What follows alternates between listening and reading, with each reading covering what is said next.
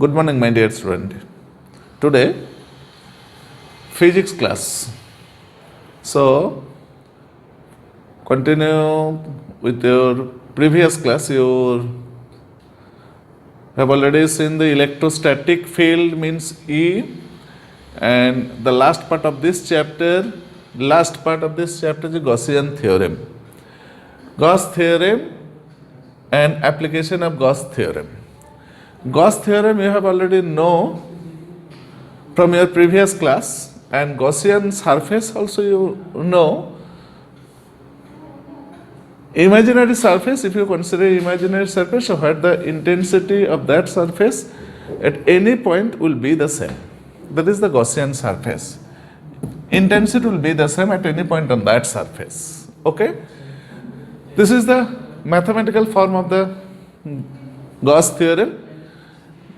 Electric flux phi equal to surface integration of E dot ds equal to 1 by epsilon times of the charge, if you consider it in the free space.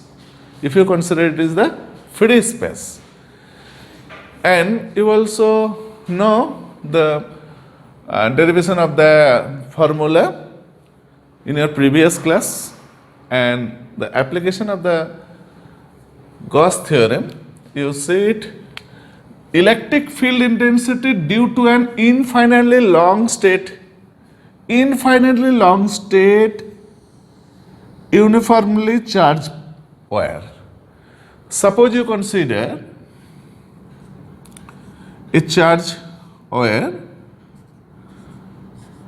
uniformly distributed on that wire. Okay, you consider Gaussian surface around the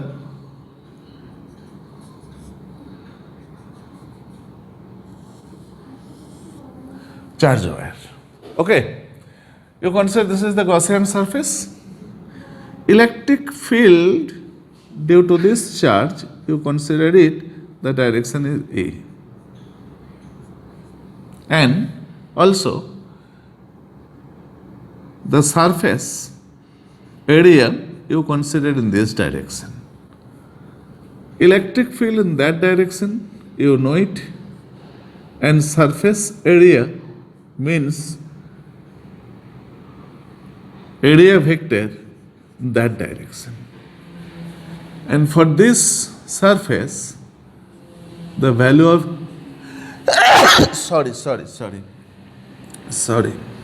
this and that. So, you consider a cylindrical surface area. Cylindrical means three surfaces are there. Number 1 surface, number 2 surface, number 3 surface. So, you see, out of three surfaces, you see the direction of the E and ds means area vector are not the same. The electric field and the area vector makes an angle equal to 0 degree. This is equal to 90 degree. That also the 90 degree. So what will be the flux, means electric flux for that wire? If you find out it, phi equal to surface integration of E dot ds. How can I find out it? How can I find out it? Total surface equal to q by epsilon naught. You know it from Gauss theorem. Okay. So this surface is the total surface. You divide it into three surfaces. One is the number 1 surface, E dot ds. Number 2 surface, E dot ds. Number 3 surface, E dot ds.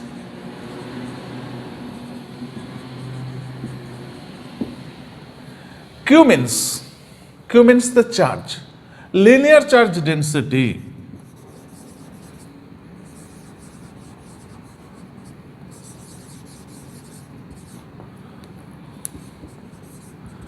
You know it, Q by L. So Q equal to L into lambda. That value will be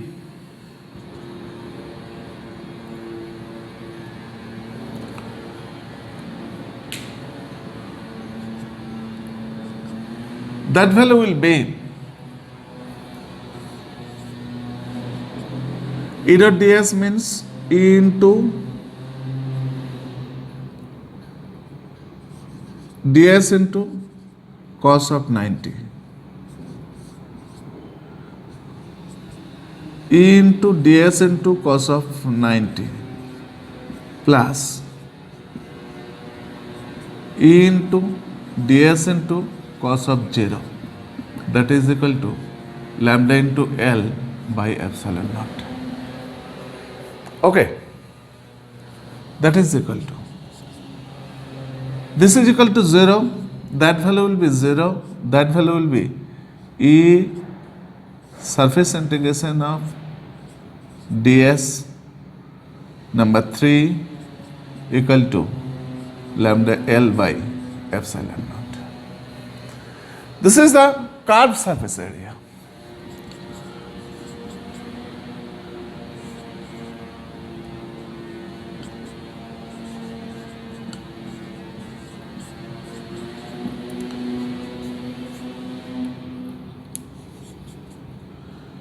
Two pi r into L equal to lambda L by epsilon naught.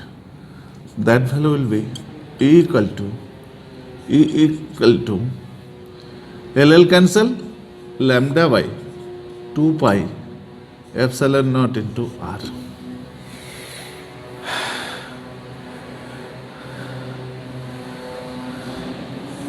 So all are constant. E varies as 1 by L, E varies as 1 by R. So the nature of the graph will be this. So this is the application for Gauss theorem when you consider where infinitely long state charge is uniformly distributed on that wire. So the electric field of that surface means Gaussian surface, that value will be this. Okay. Suppose you consider this is the infinitely long state wire. If you consider a infinite plane sheet for the second application,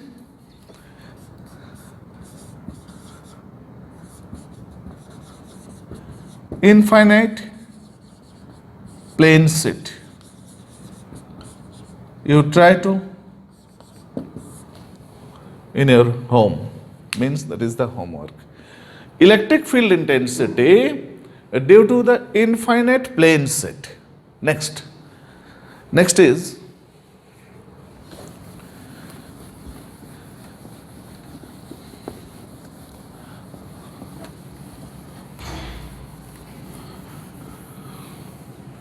spherical cell. If you consider a spheric electric field intensity due to the spherical cell, electric field intensity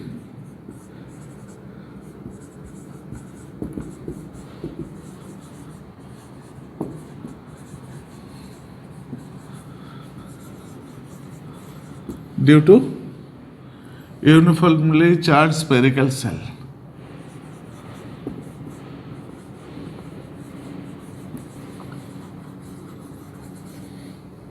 Spherical.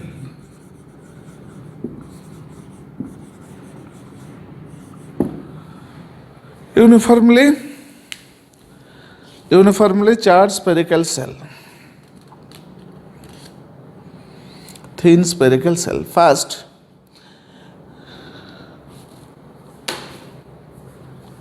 First, if you consider the charged particle outside the spherical shell,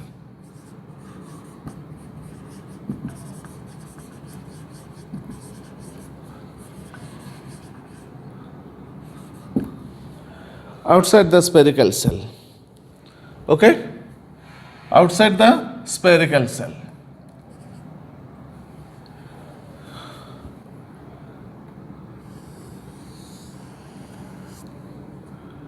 charge is distributed on this portion,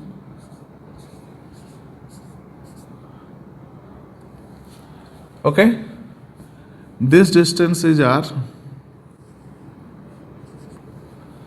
but you consider a Gaussian surface at a distance smaller from the center of the spherical shell.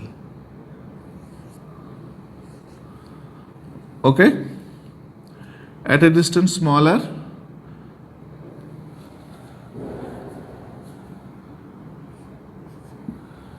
clear?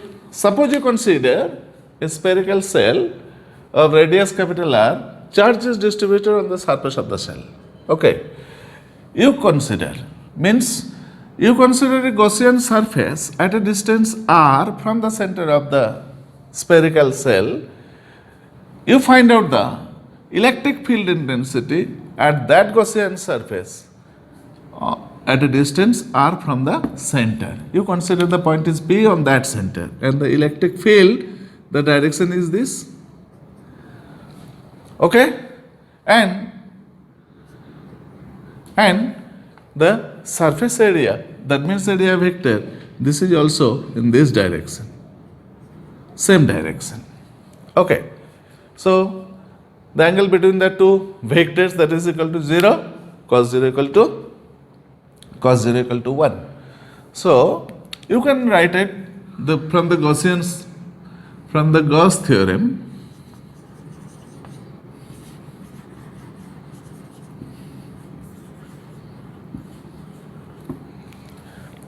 Phi equal to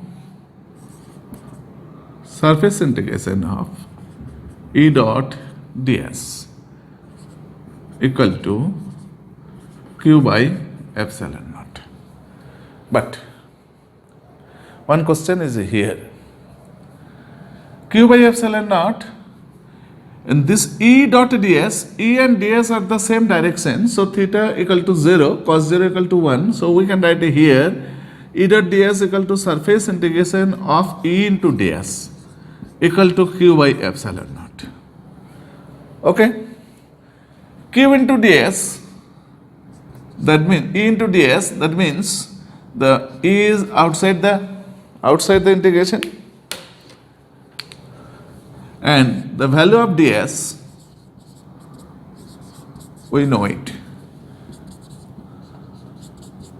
The value of E ds equal to 4 pi r square equal to q by epsilon naught. 4 pi r square means it is a spherical shell. The curved surface area of the spherical shell means sphere. It will be 4 pi r square. That is equal to 4 pi r square into q by epsilon naught. What will be the value of E? E equal to q by 4 pi epsilon naught into r square. Okay. So if the point is outside the shell, the value of E will be equal to q by 4 pi epsilon naught into r square. That means E is proportional to 1 by r square. Okay. If you consider the point on the surface, the point is outside the spherical shell, you consider the point is on the surface. Second,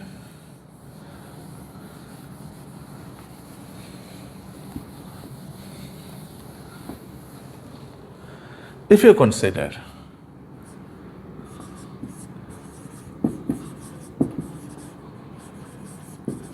on the surface of the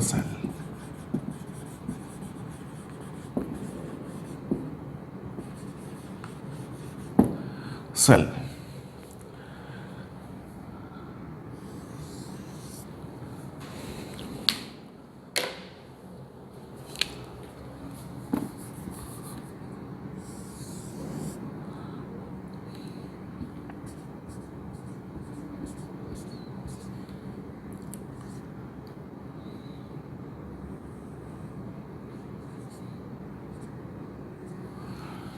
You consider this Gaussian surface. This is the Gaussian surface, and charge is distributed on the surface.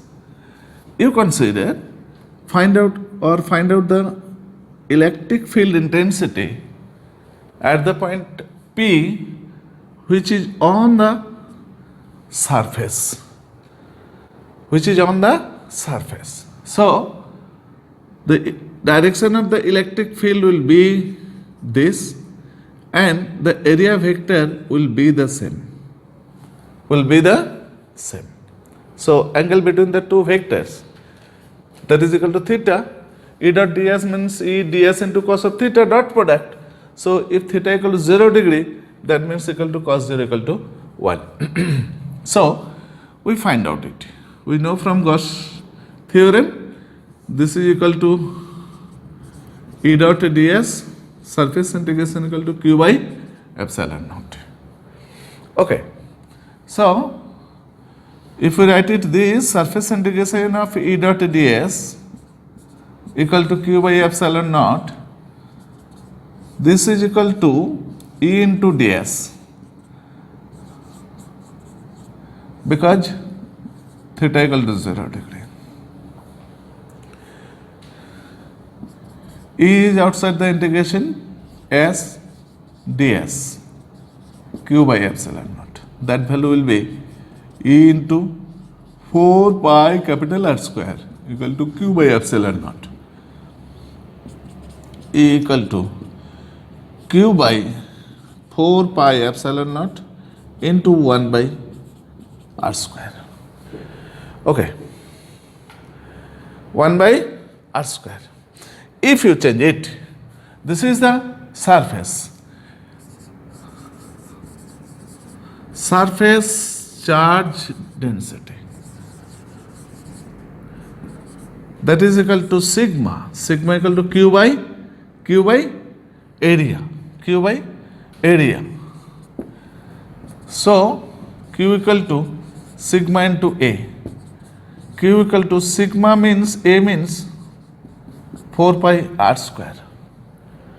Okay, 4 pi r square, that means q equal to, if you put it the value on that equation, on that point, that value will be E equal to q by, in place of q, you write this, q equal to sigma into 4 pi r square, by 4 pi r square into epsilon naught. Cancel each other. So E equal to sigma by epsilon naught. That value is maximum.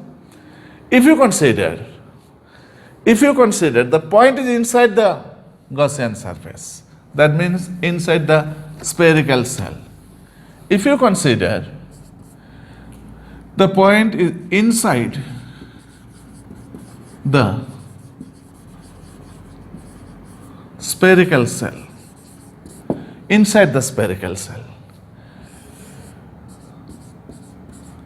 charge is distributed on the surface. You consider a cell inside it, but no charges are here, q equal to 0. Inside the cell, no charges are here. If q equal to 0, that means E equal to 0. Okay, clear? If q equal to 0, from the Gauss theorem, if q equal to 0, that means E equal to 0.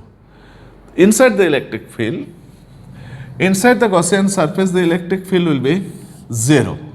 So if you draw it, the graphical representation, that is the capital R. This is the center. That value is maximum. Okay, so inside this field, inside this Gaussian surface, that means inside the spherical cell, the value of E equal to 0. The value will be maximum R at the point of R.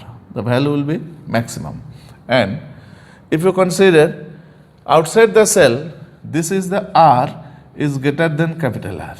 So the shape of this graph will be this. This is the application for the Gauss theorem. So 3 applications.